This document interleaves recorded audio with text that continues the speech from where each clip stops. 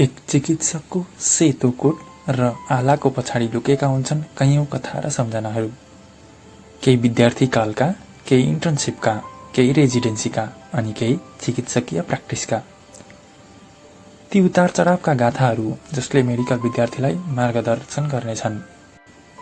Medical फिल्डका अग्रजको सम्मान गर्दै उहाँहरूका अनुभव सार्न kinesis in association with bridge प्रस्तुत गर्दछ चिकित्सकका जीवनका अनेक कथा, केही पिता कथा, केही मिठा कथा। कार्यक्रम आलाको कथा।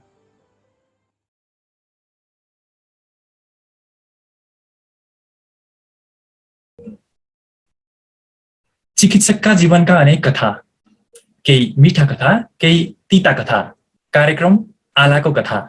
नमस्ते, कार्यक्रम आलाको कथाको आजको यस श्रृङ्खलामा तपाईहरू सबैलाई हार्दिक स्वागत गर्न चाहन्छु। म Sushil Dhakal, 20th batch MBBS, universal college of medical sciences, third year student.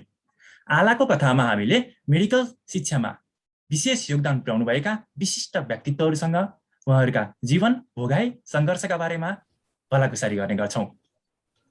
र यस कार्यक्रमले भर्खरै मेडिकल क्षेत्रमा पाइला टेकेका र टेक्ने जमर्को गरेका पूर्ण विद्यार्थीलाई जोस जागर प्रेरणा दिनेछ भन्ने हामीले अपेक्षा गरेका छौँ। सँगसँगै स्वास्थ्य क्षेत्रमा विभिन्न समस्यासँग जुधिरहेको हाम्रो समाजलाई पनि एउटा सकारात्मक मेसेज दिनेछ भन्ने हामीले आशा गरेका छौँ।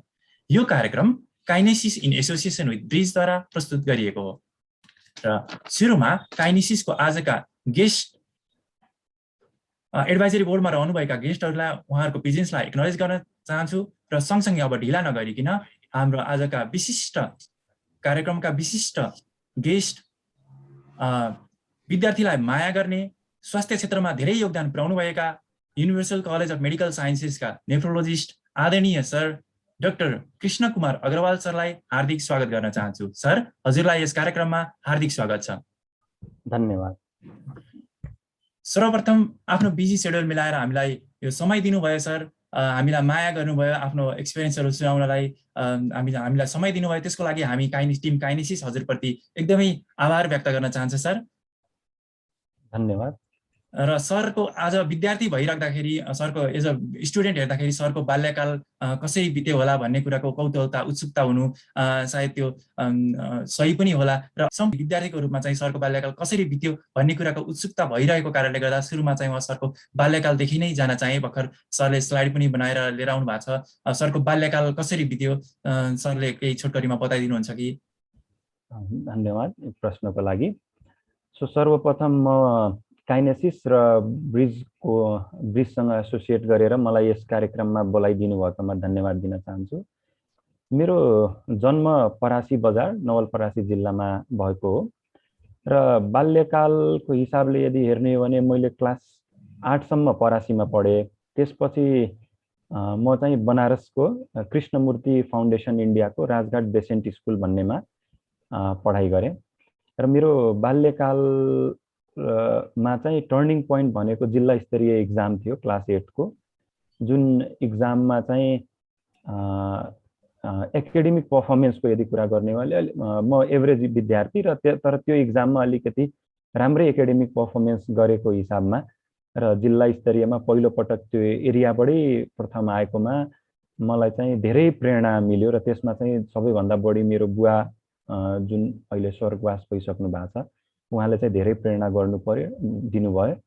र त्यसपछि म बनारस पुगेँ अनि त्यहाँबाट चाहिँ मैले आफ्नो 10th र 12th दुइटैको स्कुलिङ गरेँ। र बच्चैदेखि नै एउटा भनौँ न डक्टर हुने भनेर हाम्रो त्यतिखेर अब बायोलोजी फिल्डको मान्छेलाई अरू धेरै अप्सन्सहरू नभएको हिसाबमा म एउटा मेडिकल फिल्डमै जानुपर्छ भन्ने हिसाबमा पनि गएको हुँ। हजुर सर। अनि एमबीबीएस गर्दै गर्दाखेरि एमबीबीएसको अन्डर ग्रेजुएट जर्नीमा चाहिँ सरको केही तिता मिठा पलहरू, त्यस्ता खालका सम्झना, मेमोरेबल इभेन्ट्सहरू के कस्ता रहे सर? कसरी मेरो बाल्यकालमा को बारेमा यही हो। त्यसपछि अनि म चाहिँ नेपालगञ्ज मेडिकल कलेजमा एज अ एमबीबीएस स्टुडेन्टको रूपमा डिसेम्बर 2000 मा भर्ना हुन पुगेको हो। हजुर सर। सर, अनि एमबीबीएस पढ्दै गर्दाखेरि अन्डर ग्रेजुएट लेभलमा हजुरले के कस्ता तिता मिठा पलहरू के भोग्नु पर्यो, केही मेमोरेबल इभेन्ट्सहरू कस्ता रहे, कसरी आफूलाई मोटिभेट गर्नुभयो हजुरको प्रत्येक कुराहरू आज हामीलाई एउटा मोटिभेसन हुनेछन् सर। हजुरलाई चाहिँ यी कुराहरू सेयर गर्नलाई रिक्वेस्ट गरेँ सर। जर्नी गर्दै गर्दाखेरि विभिन्न अब्स्ट्याकल्सहरू भोग्नुभयो होला, विभिन्न खालका पिता मिठा क्षणहरू भोग्नुभयो होला, तीलाई चाहिँ कसरी ओभरकम गर्नुभयो सर? कस्तो रह्यो हजुरको medical journey as a undergraduate student चाहिँ? सर हजुरलाई चाहिँ रिक्वेस्ट गर्न चाहेँ। मेडिकल जर्नीको हिसाबमा यदि कुरा गर्ने हो भने त्यो सुरुवात भएको चाहिँ डिसेम्बर 2000 मा हो र जोइनिङ गर्न जाँदाखेरि जुन नेपालगञ्ज मेडिकल कलेजमा चाहिँ बेसिक साइन्सको क्याम्पस चिसापानीमा छ। अनि हामी त्यो 25 डिसेम्बरको दिन हो जुन चाहिँ म जोइनिङ गर्न गइराखेको थिएँ। त्यहाँनिर जोइनिङ गर्दाखेरि आफ्नै गाडी लिएर जाँदाखेरि भालुबाङमा हाम्रो एक्सिडेन्ट भयो। त्यहाँ एक्सिडेन्ट भइसकेपछि म चिसापानी नपुगेर डाइरेक्टली नेपालगञ्ज मेडिकल कलेजको इमर्जेन्सीमा पुगेँ। त्यहाँ चाहिँ टाउकोमा चोट लागेको थियो अनि स्टिचेसहरू भयो। त्यसपछि जस मेडिकल कलेज पुग्यो, तर जोइनिङ डेटको 18-19 दिन ढिला गरेर पुगेपछि अनि त्यसलाई अहिले इन्ट्रोस्पेक्ट गर्दाखेरि आफ्नो ब्याक सबै इन्ट्रोस्पेक्ट गर्दाखेरि हामी चाहिँ धेरै लकी रहेछौँ। हामीले चाहिँ राम्रो मेन्टरसिप पाएकोमा र समग्रमा यदि मैले हेर्ने हो भने चाहिँ हामी चाहिँ जेनरली के हुन्छ भने वी आर अलिकति मैले इङ्ग्लिसमा पनि बोल्छु यहाँ हैन, हामी चाहिँ हाम्रो इमेजिनेसनमा लिमिटेड छौँ हैन। मैले यो किन भन्न खोज्दाखेरि भने म मेडिकल कलेजमा हुँदा एउटा एभरेज विद्यार्थीको रूपमा थिएँ र पहिलो उसमा के गरे जुन हाम्रो एनुअल अवार्ड्सहरू हुन्छ, एनुअल अवार्ड्सहरू हुँदाखेरि हामीले के सोच्ने गर्छौँ भने जो र्याङ्क होल्डर्सहरू छन् या जसले चाहिँ एक्सेल गरिरहेछन् एकाडेमिकमा तिनीहरू नै अगाडि गएर एक्सेल गर्छन्। कति स्टुडेन्ट्सहरू थिए जो चाहिँ पहिलो एटेम्पमा पास गर्न सकेनन्। तर अनफर्चुनेटली चाहिँ लाइफ लेसन चाहिँ त्यसरी हुन्न रहेछ, लाइफले त्यसरी बिहेभ गर्दैन। लाइफमा चाहिँ सबैभन्दा इम्पोर्टेन्ट कुरा जुन चाहिँ मेडिकल करिकुलम मतलब मेडिकल लाइफमा जुन एउटा भोगियो त्यहाँ एमबिबिएसको दौरानमा पनि के छ भने तपाईँको चाहिँ सबैभन्दा इम्पोर्टेन्ट कुरा प्रिजर्भरेन्स कतिको छ हैन, तपाईँको पावर अफ कन्भिक्सन हैन। तपाईँ चाहिँ मैले यो कुरा गर्छु भनेर जुन एउटा अठोट लिएर हिँड्नुहुन्छ र यो फिल्डमा तपाईँको प्यासन कतिको छ त्यो चाहिँ एकदम इम्पोर्टेन्ट हुन्छ। जस्तै मैले मेडिकल फिल्डमा एज अ एमबिबिएस स्टुडेन्ट हाम्रो पालामा पोस्ट ग्रेजुएट कोर्सहरू त्यहाँ थिएन, एमडी भने चाहिँ डिएमएमसिएसको त कुरै आएन। सो त्यतिखेर हामीलाई एबिसी अफ मेडिकल लाइफ भनेर सिकाइएको थियो। त्यसमा चाहिँ एमा एटिट्युड, बीमा बिहेभियर र सीमा compassion. ABC of medical life भनेको यो तीनटा नै सबैभन्दा इम्पोर्टेन्ट कुरा मैले चाहिँ रियलाइज गरेको त्यहाँबाट। जस्तै फर इक्जाम्पल हैन, आफ्टर एमबिबिएस तपाईँले सबैभन्दा इम्पोर्टेन्ट कुरा जब हामी साथीहरूको बिचमा बस्छौँ सोध्छौँ हैन, त्यसमा सबैभन्दा बढी डिस्कसन के हुन्छ भने अब पास भएपछि के गर्ने हो। जस्तै अहिले त एउटा सेट प्याटर्न छ हैन, पास भएपछि पिजी गर्ने, down the line 10 to 15 years down the line हैन, हामीले के क्वेसन गर्छौँ भने अब वाट टु डु नेक्स्ट हैन। अब हामीले चाहिँ डिसाइड गर्छौँ अब म चाहिँ यसो गर्छु। अब हामी चाहिँ सेकेन्ड कुरा के डिसाइड गर्छौँ भने हाउ टु डु भनेर त्यसलाई डिसाइड गर्छौँ।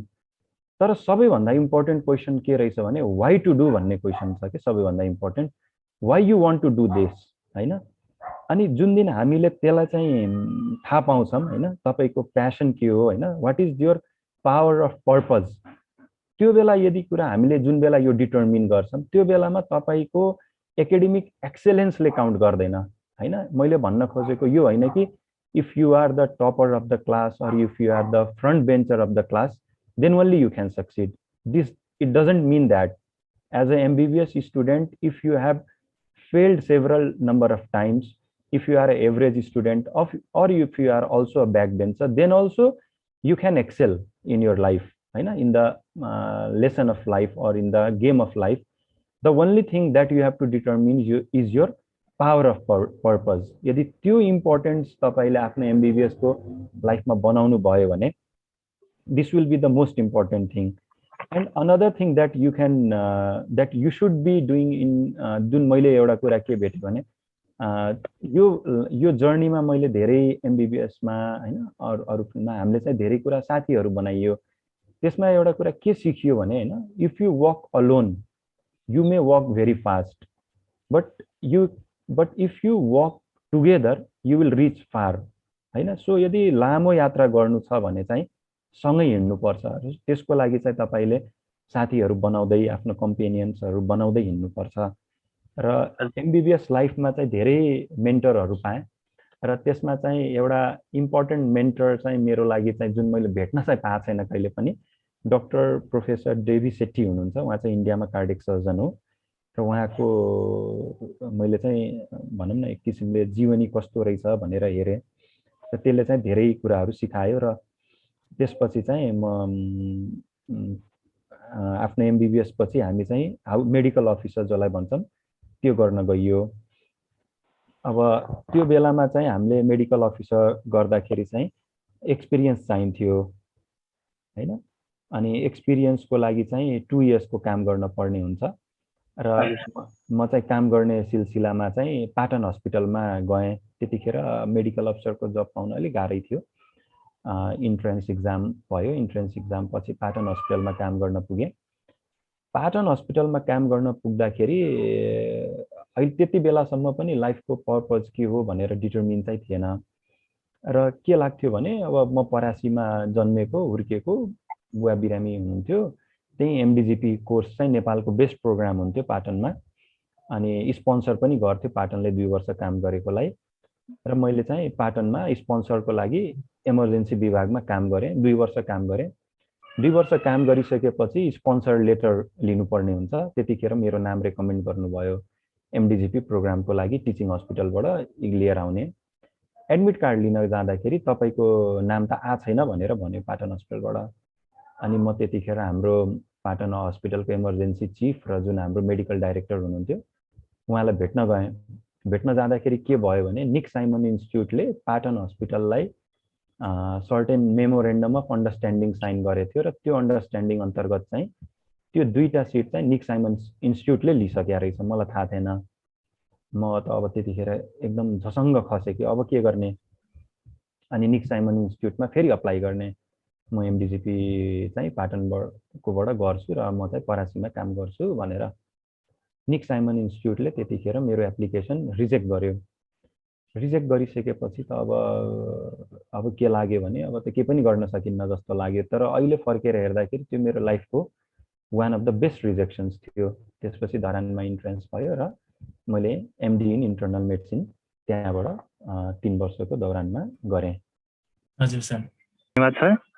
अनि अहिले चाहिँ एज अ नेफ्रोलोजिस्ट हजुर अहिले कार्यरत हुनुहुन्छ। वर्तमान परिप्रेक्ष्यमा चाहिँ खास गरी किडनी रिलेटेड पेसेन्टहरूको जुन डिजिज छ हजुरले चाहिँ कसरी हेर्नु भएको छ, खास गरी नेपाली सोसाइटीको कन्टेक्स्टमा हजुरलाई हजुरको भ्यू कस्तो छ भनेर हजुरलाई चाहिँ भनिदिनको लागि रिक्वेस्ट गरेँ सर। धन्यवाद। सो नेफ्रोलोजी कसरी आयो भने पिक्चरमा एमडी मेडिसिन पास गरिसकेपछि म धरानमै एज अ सिनियर रेजिडेन्ट, त्यहाँ चाहिँ लेक्चरर डाइरेक्टली दिँदैन, सिनियर रेजिडेन्ट काम गरिरहेको थिएँ। र त्यो बेलामा म बेसिकली कार्डियक युनिटमा काम गरिरहेको थिएँ र र्युमेटिक हार्ट डिजिजमा एउटा युनिभर्सिटी अफ बर्नसँग मिलेर हामी एउटा प्रोजेक्ट गरिरहेको थियौँ। त्यसपछि अलिकति पारिवारिक समस्या भयो र म फर्केर यहाँ आफ्नो घरतिर आउनु पर्यो र म universal college of medical sciences 2013मा एज अ लेक्चरर जोइन गरेँ। र त्यो बिचमा चाहिँ मैले चाहिँ डिएम नेपालमा भर्खर सुरु भएको थियो र त्यतिखेर चाहिँ डिएमको लागि इन्ट्रान्स पनि दिएको थिएँ, जहाँ चाहिँ मलाई भरतपुरमा नेफ्रोलोजीमा मैले सिटमा नाम निकालेको थिएँ। तर केही फाइनेन्सियल समस्याले गर्दा त्यसलाई पढ्न सकिएन। अनि त्यसपछि फेलोसिप गर्नलाई म सिएमसी भेल्लोर गएँ, जहाँ चाहिँ डायबिटिजमा मैले फेलोसिप गरिरहेको थिएँ। नट इन्डोक्राइन तर डायबिटिज एज सचमा, किनभने डायबिटिजको बर्डन हाई देखिरहेको थिएँ र नेफ्रोलोजीको वार्ड चाहिँ त्यही छेउमै थियो, डायबिटिकको वार्डकै छेउमा। र हेर्दाखेरि चाहिँ लगभग हरेक 3 जना डायबिटिक पेसेन्टमा नेफ्रो रिलेटेड कम्प्लिकेसन्सहरू एसोसिएटेड थियो र जसको लागि चाहिँ एकजना नेफ्रोलोजिस्ट जहिले पनि आवश्यकताको रूपमा देखिराखेको हुन्थ्यो। र त्यही बेलामा मेरो एकजना सिनियर हुनुहुन्थ्यो, उहाँले चाहिँ नेपालमा चाहिँ नेफ्रोलोजीमा मान्छेहरू एकदम कम पनि छन् र इन्ट्रेन्स एक्जाम देऊ भनेर भन्नुभयो र सबै अब्लिगेसन्सहरू फुलफिल गरेर मैले 2016मा चाहिँ काठमाडौँ युनिभर्सिटी अन्तर्गत डिएम इन नेफ्रोलोजी प्रोग्राममा इनरोल भएँ र यो इनरोलमेन्टमा मेरो एउटा बेस्ट पार्ट के भयो भने मेरो ट्रेनिङको लागि चाहिँ म चाहिँ सर गङ्गाराम हस्पिटल न्यू दिल्लीमा पुगेँ, जहाँ चाहिँ म प्रोफेसर डिएस राणा सरसँग भेट भएँ। उहाँले चाहिँ मलाई चाहिँ not only as a nephrology training but उहाँले चाहिँ लाइफको बारेमा धेरै कुराहरू सिकाउनु भयो हैन, कसरी एउटा राम्रो डक्टरको रूपमा आफूलाई लिएर जान सकिन्छ र त्यहाँ चाहिँ एउटा कुरा के सिकियो भने हैन, स्किल र कम्पिटेन्स भन्ने कुरा चाहिँ भन्दा पनि बेटर चाहिँ एटिट्युड हो। यदि उहाँको एउटा सिम्पल के भन्नुहुन्थ्यो भने if I get a people with right attitude, skill त मैले सिकाइहाल्छु हैन, you can teach a elephant to draw very beautiful pictures. So the most important lesson जुन त्यहाँबाट सिकियो त्यो चाहिँ एउटा एटिट्युड हो, जुन चाहिँ एउटा डक्टरकोमा सबैभन्दा इम्पोर्टेन्ट पार्ट हुन्छ र स्किल्स र कम्पिटेन्स चाहिँ as you go on working त्यो चाहिँ आउन सक्छ, त्यो चाहिँ आफैले आउन सक्छ। र अर्को कुरा चाहिँ जुन त्यहाँबाट एउटा अर्को जुन यो क्वेसनसँग जोडिन्छ कि how do you think that we can build up भनेपछि हाम्रो जुन इन्स्टिट्युट्सहरू बिल्डअप हुन्छ हैन, या हामी कुनै एउटा प्रोजेक्ट बिल्डअप गर्छौँ हैन, सो त्यो प्रोजेक्ट चाहिँ हामीले हेर्ने जुन सोसाइटीमा इकोनोमिकल्ली डिप्राइभ्ड या सोशली डिप्राइभ्ड तबका छ, यदि हामीले त्यसको लागि काम गर्ने हो भने त्यो अटोमेटिकली त्यो संस्था चाहिँ सस्टेन हुन सक्छ, बोथ इकोनोमिकली पनि र सोशली पनि। यो चाहिँ सर गङ्गारामको मोडल थियो, सर गङ्गाराम हस्पिटलको त्यही मोडलमा चाहिँ हुन्छ र यो कुरा चाहिँ मैले त्यहाँबाट सिकेँ। र अर्को कुरा चाहिँ जस्तै के त्यहाँ एउटा सिकियो जुन चाहिँ हामीले यहाँ अप्लाई गर्नुपर्ने हुन्छ र नेपालको कन्टेक्स्टमा यो एकदमै बुझ्न जरुरी छ। जस्तै अहिले हेर्ने हो भने हाम्रो medical education down the 21 years लाइनमा हेर्ने हो भने सिचुएसन्सहरू चेन्ज भएको देख्छु हैन। पहिला चाहिँ के थियो भने मेडिसिन एउटा आर्टको रूपमा देखिन्थ्यो, त्यसपछि यो साइन्सको रूपमा आयो हैन। We use to talk everything like in the terms of evidence based medicine. तर अहिले आएर हेर्दाखेरि सबै कुरा मेडिको लिगल छ भनेपछि तपाईलाई चाहिँ नेपालमा जुन अहिले प्रिभेलिङ ल छ या जुन हाम्रो प्रोफेसनल कोड अफ कन्डक्ट्सहरू छ त्यो हेर्ने हो भने चाहिँ त्यो एउटा डेभलप्ड कन्ट्रीको हिसाबमा छ हैन, र त्यो राइट पनि हो। जस्तै एउटा मान्छे, जस्तै म यदि बिरामी पर्छु भने मैले के चाहन्छु भने मैले चाहिँ स्ट्यान्डर्ड अफ केयर पाऊँ हैन, मैले चाहिँ मेयोज क्लिनिककै स्ट्यान्डर्ड अफ केयर पाउन खोज्छु। तर मैले के हेर्नुपर्ने हुन्छ भने हामी एउटा थर्ड वर्ल्ड कन्ट्रीमा बसिरहेछौँ, डेभलपिङ कन्ट्री हो। सो मेरो रुल्स एन्ड रेगुलेसन्सहरूले त्यसलाई कतिको डिटर्मिन गरिदिन्छ हैन। सो यसले के गर्छ भने जस्तै एउटा क्वेसन सोद्धाखेरि हैन, who is the safest surgeon in the world हैन, यदि यो क्वेसन हेर्ने हो भने the one who does not operate. यदि कुनै सर्जनले अपरेटै गर्दैन भने he is the safest surgeon. So तपाईले एज अ मेडिकल जब तपाईँ आफ्नो क्यारियर बिल्डअप गर्नुहुन्छ हैन, जब तपाईँ पास आउट हुनुहुन्छ, so you will need to take risk many of the times. So if at that time यो पोलिसी मेकरहरूले चाहिँ डिटर्मिन गरिदिनु पर्ने हुन्छ कि हामीले कुन लेभल अफ केयर दिन सक्छौँ इन रियालिटी र कुन लेभल अफ केयर दिनुपर्ने हो। त्यो जुन ग्याप छ, ब्रिज, त्यसलाई चाहिँ पोलिसीले एड्रेस गर्दै गर्दै लिएर गएर एउटा राम्रो स्ट्यान्डर्ड अफ केयरमा पुर्याउनु पर्ने हुन्छ। र यसको म एउटा इक्जाम्पल दिन्छु। पाटन हस्पिटलमा मेडिकल अफिसर गर्दाखेरि त्यहाँ चाहिँ एउटा कम्युनिटी ओरिएन्टेड प्रोग्राम हुन्थ्यो जसमा चाहिँ हामी बाहिर जानु पर्थ्यो र म चाहिँ डडेलधुरा जानु परेको थियो as a acting medical director डडेलधुराको टिम हस्पिटल, जुन चाहिँ अहिले त्यहाँ क्षेत्रीय अस्पतालको रूपमा काम गरिरहेछ। त्यहाँ एक दिन 800 ग्रामको बच्चा लिएर एकजना आउनुभयो। 800 ग्रामको बच्चालाई मैले कसरी ह्यान्डल गर्ने हैन, पुरै पेसेन्ट सेप्सिसमा छ, सबै कुरा हेरियो। म एज अ मेडिकल अफिसर, म पिडियाट्रिसियन पनि हैन, र मलाई चाहिँ अब बाबुले अनि पछाडि चाहिँ खुख्री राखिरहेको थियो। मलाई डर लाग्यो के भयो भने हान्ने हो कि भनेर।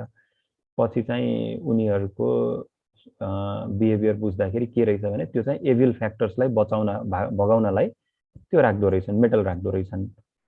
अब बाबुले म त कुनै पनि हालतमा लिएर जान सक्दैन, अनि हामीले चाहिँ अब कुरा गऱ्यौँ, सिनियरहरूसँग एडभाइस लियौँ र त्यहीँनिर हामीले एउटा भनौँ न वार्मर बच्चाको लागि बनाइयो र त्यो बच्चा चाहिँ 17 डेमा डिस्चार्ज गर्यो। अब डक्टरको हिसाबमा त्यो सबैभन्दा खुसीको पिरियड हुन्छ। र त्यस्तो च्यालेन्जेसहरू हाम्रो पेरिफेरीमा जहिले पनि हरेक डक्टरले फिल गरेको हुन्छ। यसलाई चाहिँ पोलिसी लेभलबाट चाहिँ एड्रेस गर्नु एकदम इम्पोर्टेन्ट हो। त्यो कुरा चाहिँ मैले अहिले फर्केर हेर्दाखेरि त्यो हो। सो एज अ नेफ्रोलोजिस्ट मैले चाहिँ नेफ्रोलोजीलाई कसरी अगाडि बढाउने हो भनेपछि हामी चाहिँ प्रिभेन्टिभ नेफ्रोलोजीमा काम गर्ने हो हैन। सो किनभने एकदमै महँगो उपचार हो नेफ्रोलोजीको, र त्यही भएर हामीले एज अ प्रिभेन्टिभ नेफ्रोलोजीमा काम गर्ने हो भने त्यसलाई चाहिँ हामीले अगाडि लिएर जान सक्छौँ।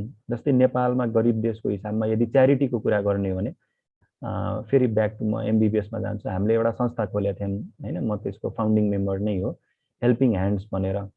हामीले के गर्यौँ भने फ्री उपचार भनेर भन्यौँ। अहिले आएर हेर्दाखेरि चाहिँ फ्री गर्दाखेरि नेपाल जस्तो कन्ट्रीमा च्यारिटी भनेको फ्री होइन रहेछ भन्ने कुरा मैले बुझेँ। किनभने हामीले फ्री उपचार गरेर मैले कतिजनालाई गर्न सक्छु र मैले त्यसलाई सस्टेन गर्न सक्दैन। सो सस्टेनेबिलिटी कुन बेला हुँदो रहेछ भनेपछि च्यारिटीको डेफिनेसनै चेन्ज गर्नुपर्ने हुँदो रहेछ। च्यारिटी भनेको के रहेछ भनेपछि यति प्राइसमा त्यो ट्रिटमेन्टलाई यो प्राइसमा लिएर जाने कि सबै त्यो चाहिँ अफोर्डेबल हुनुपर्ने रहेछ कि। So the charity means you provide the treatment to a price in a price that is affordable by the public. So that is charity हैन। त्यसको लागि चाहिँ हामीले वर्क गर्नुपर्छ यदि पोलिसी लेभलमा जाने हो भने।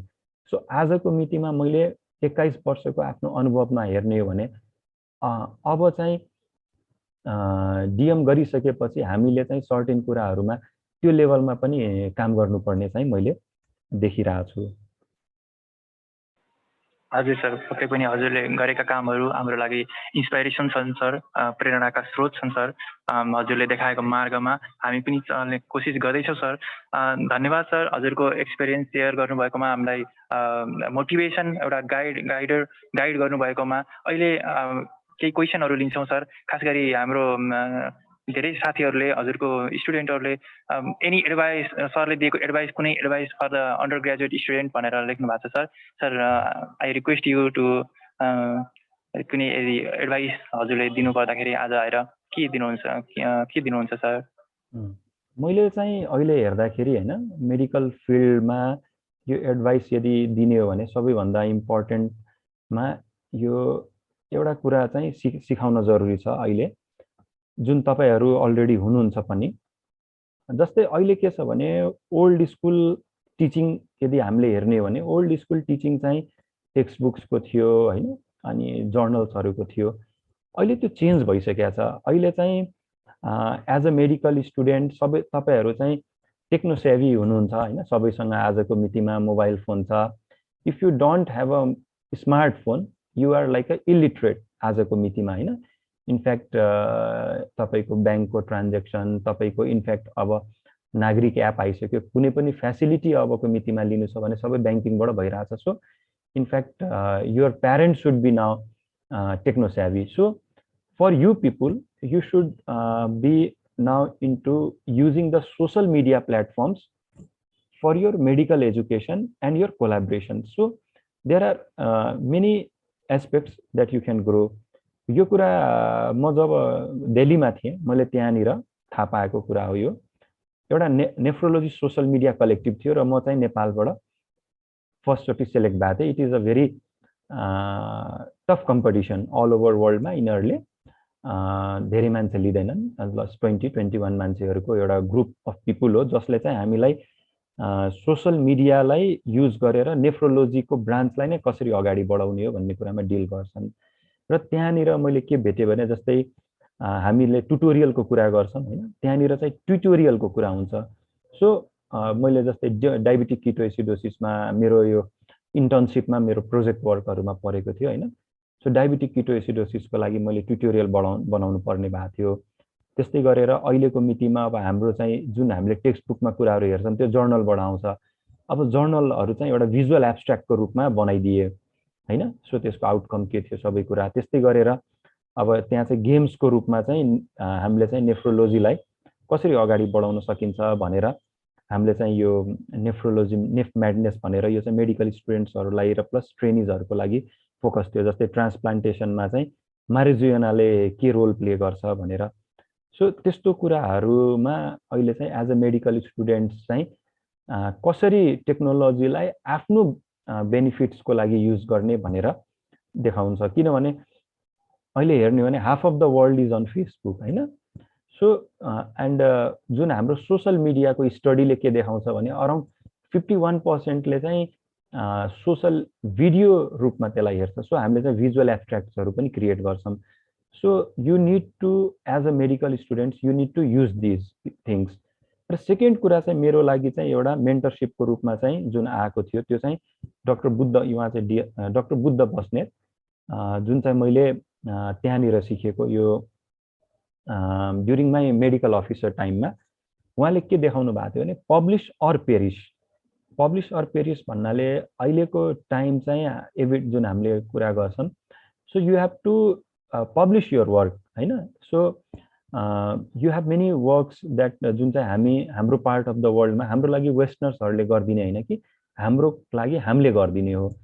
सो मेरो फर्स्ट आर्टिकल एज अ को अथर म चाहिँ एज अ मेडिकल अफिसर हुँदाखेरि पब्लिस भएको थियो, जुन चाहिँ द ल्यान्डसेटमा पब्लिस भएको थियो, जुन वर्ल्डको टप 5 जर्नल्समा आउँछ। र सेकेन्ड आर्टिकल पनि एज अ को अथर पब्लिस भएको थियो एनल्स अफ इन्टर्नल मेडिसिनमा, जुन चाहिँ बुद्ध सरकै प्रेरणाबाट भएको थियो।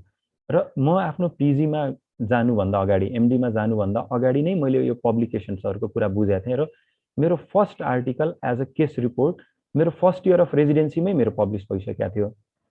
सो त्यसले गर्दाखेरि के थियो भने म चाहिँ जस्तै के हो भने हामीले फेरि त्यही कुरा म अलि दोहोऱ्याउँछु कि वर्ल्डमा जसले केही कुरा गरेका छन् हैन, तिनीहरू भनेको चाहिँ सुरुदेखि नै कुनै गोल्ड मेडलिस्ट या एकाडेमिकली धेरै साउन्ड भएको मान्छेहरू थिएनन्।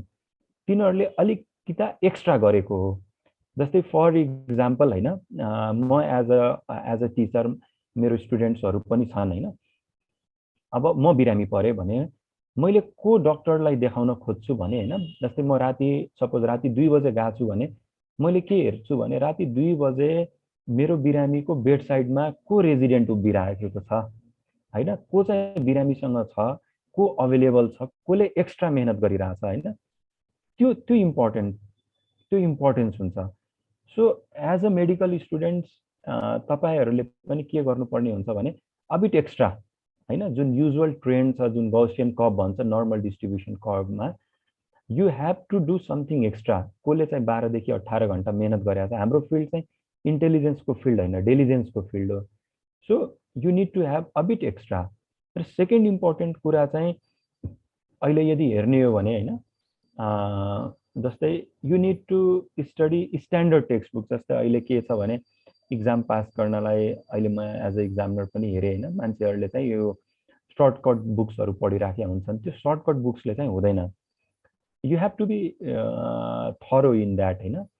र वेन यु अनि एउटा कमन डायलग छ, यो चाहिँ मैले पनि फेस गरेको हो हैन, जुन चाहिँ सबैले सुनिराखेका हुन्छ। के हो भनेपछि आजकल स्टुडेन्ट्सहरू मेहनत गर्दैनन्, आजकल स्टुडेन्ट्सहरू चाहिँ डेडिकेटेड छैनन् भनेर हैन। यो तपाईँहरूलाई पनि भन्ने गरेको छ र मेरो टिचरले पनि भन्ने गरेको छ। यो स्टेटमेन्ट कसले दिएको फर्स्टमा भनेपछि हिपोक्रेटिसले दिएको स्टेटमेन्ट हो 4460 बीसीमा। सो यो टाइम मेमोरियलदेखि आएको कुरा। यदि तपाईँलाई कसैले यो कुरा भन्छ भने त्यसलाई चाहिँ इग्नोर गर्ने र अगाडि बढ्ने हो। अगाडि कसरी बढ्ने हो भने मेहनतले नै अगाडि बढ्ने हो। त्यही मलाई मेरो चाहिँ त्यही मेसेज हो as a medical students. You have to do something a bit extra, not very much extra, a bit extra, and don't worry about the failures, right? And 50% will fail in their lifetime always, okay? But it doesn't mean that life will end. You have to work hard. हजुर sir, thank you so much sir, धन्यवाद sir. आजको कार्यक्रममा आएर आफ्नो experience सुनाइदिनु भएकोमा, आफ्नो भोगाइहरू हामीलाई गाइड गरिदिनु भएकोमा, हामीलाई चाहिँ मेन्टरसिप गरिदिनु भएकोमा, आजको कार्यक्रममा आदरणीय सर डाक्टर कृष्ण कुमार अग्रवाल सरप्रति हाम्रो टिम काइनेसिस हार्दिक नमन व्यक्त गर्न चाहन्छ, हार्दिक धन्यवाद व्यक्त गर्न चाहन्छ। सँगसँगै हाम्रो कलेजबाट युनिभर्सल कलेज अफ मेडिकल साइन्सेसको principal ma'am professor doctor Laxmi Pathak ma'am पनि यस कार्यक्रममा आइदिनु भएको छ। Ma'am, we acknowledge your presence, we are so blessed ma'am, thank you so much for that. अहिले भने म टिम काइनेसिसलाई assistant professor doctor Krishna Kumar Agrawal सरप्रति टोकन अफ लभ प्रेजेन्ट गर्न हार्दिक अनुरोध गर्दछु।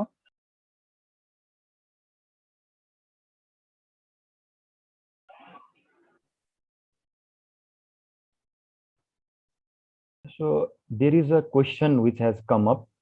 The question I will read out. Sir, हजुरले अघि मेडिकल स्टडीको लाइफमा फेलियरको कुरा गर्नु भएको थियो। So I would like to ask this question. हाम्रो टिममा इयर ब्याक गर्ने गरिरहन्छ, त्यसले गर्दा मेन्टल तनाव त हुन्छ, but it will affect us in future. बाहिर गएर स्टडी गर्नको लागि इभन नेपालमै बसेर डिफ्रेन्ट सेक्टरमा अफेक्ट गर्छ कि नै? सो फर्स्ट अफ अल यसले केही पनि अफेक्ट गर्दैन हैन।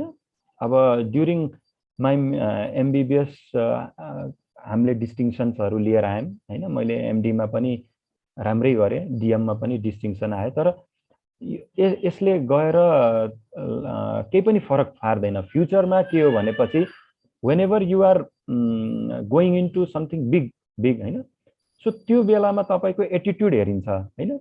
If you have a attitude and your attitude, if your attitude is positive हैन, and that is you have a power of purpose, you have a passion in your life, then it doesn't make any difference. If you go into World War scenario, Winston Churchill was bound to lose हैन, if you know about that. So he was bound to lose and he lost many battles, but he won at the last हैन। and when he was asked to give a speech, it is one of the most powerful speeches and the shortest speeches in the history of the world. You know what was that speech? Never give up. This was his speech. So if I have many seniors, and I know some students who were failed in such an extent that if they did not pass out in their last exam in Dharan, they would have expelled. One among them student, this is a true story. त्यसमध्ये एउटा केटा, he was from Siliguri, so he passed in that exam. It is his MBBS exam. So I met him. It is a time of 2012-13. I met him in Gangaram Hospital in 2018. So त्यहाँ चाहिँ म आफ्नो transplant पोस्टिङको लागि गएको थिएँ अनि त्यहाँ एकजनाले चाहिँ डोनर नेफ्रेक्टोमी गरिरहेको थियो भनेको, जो डोनर हो, डोनरको किडनी झिकिरहेको थियो।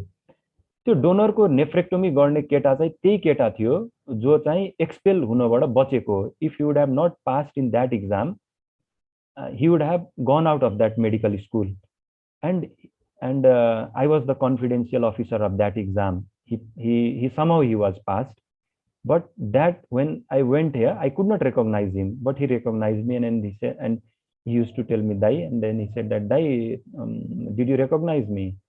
And he was the one who was doing the donor nephrectomy. He had become the transplant surgeon there.